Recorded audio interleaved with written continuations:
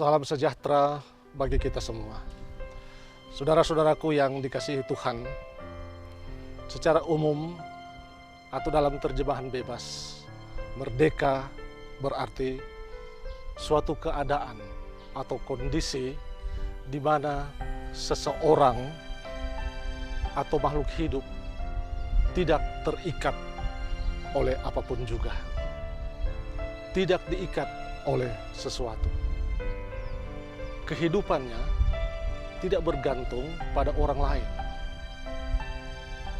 Kehidupannya tidak diikat oleh sistem, tidak diikat oleh aturan, tidak diikat oleh strata sosial, aturan-aturan tertulis maupun tidak tertulis. Keadaan tidak merdeka adalah sebuah kondisi keadaan yang tidak menyenangkan, membuat orang merasa tersiksa, membuat orang merasa tidak nyaman, atau malahan sampai menderita. Karena itu, semua orang atau katakanlah makhluk hidup selalu mendambakan kebebasan, selalu mendambakan dan menginginkan kemerdekaan. Kebebasan, kemerdekaan selalu diusahakan, selalu diperjuangkan, karena menyadari bahwa kondisi tidak merdeka itu, tidak bebas itu adalah sesuatu yang tidak menyenangkan. Saudara-saudara, umat pilihan Allah bangsa Israel ketika berada di Mesir mengalami penindasan yang sungguh sangat luar biasa. Mereka tidak merdeka, tidak bebas. Kehidupannya baik fisik, psikis maupun spiritualitasnya diikat dan diatur oleh penguasa di Mesir pada waktu itu. Dan karena itu mereka selalu meminta tolong, memohon kepada Tuhan, kepada pemimpin-pemimpin waktu itu, untuk mereka boleh bebas dari tanah Mesir. Dalam perkenanan Allah, di bawah kepemimpinan Musa, bangsa Israel keluar dari Mesir dan menghirup udara bebas untuk menuju ke tanah Kanaan. Bangsa Indonesia puluhan bahkan ratusan tahun mengalami penderitaan yang sungguh amat hebat akibat dijajah oleh bangsa penjajah. Karena itu, segenap anak bangsa ini bersatu padu, bahu-membahu, menyatukan kekuatan, berjuang untuk merebut kemerdekaan itu.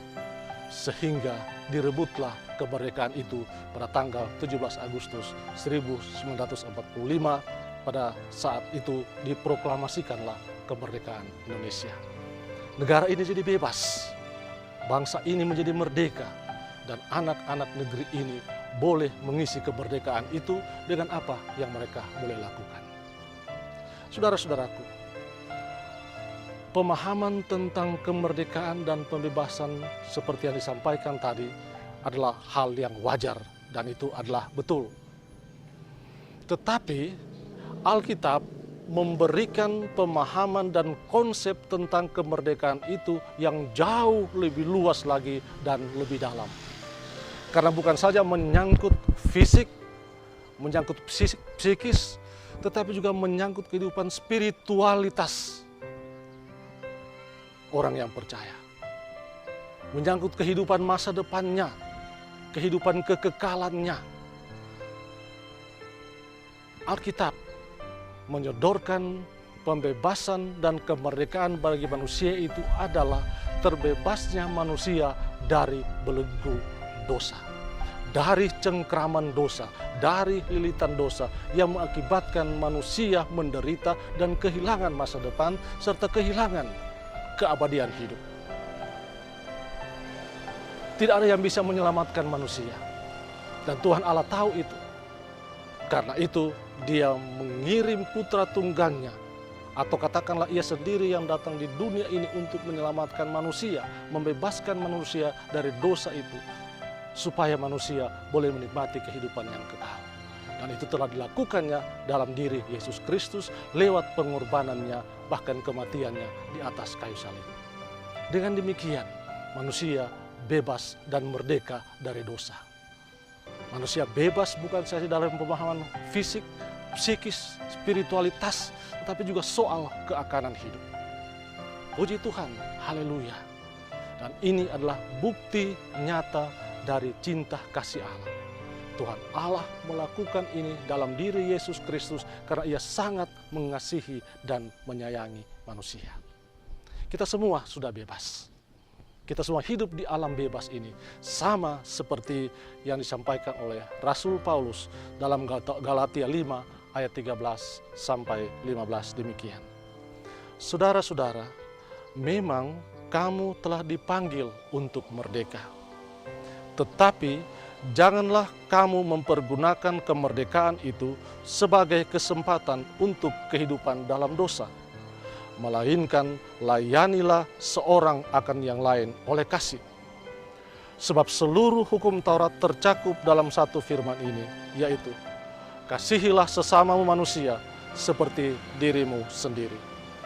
Tetapi jikalau kamu saling menggigit dan saling menelan, awaslah supaya jangan kamu saling membinasakan. Saudara-saudaraku, kita orang yang bebas, yang dibebaskan oleh pengorbanan Kristus, haruslah mengisi kemerdekaan itu, pembebasan itu juga dengan hal-hal yang baik, yang berguna bagi Tuhan dan berguna bagi orang lain. Kita melakukannya dengan penuh kasih. Kita memancarkan kasih Kristus itu dalam kehidupan kita untuk semua orang, dan marilah kita memulainya dalam keluarga kita masing-masing.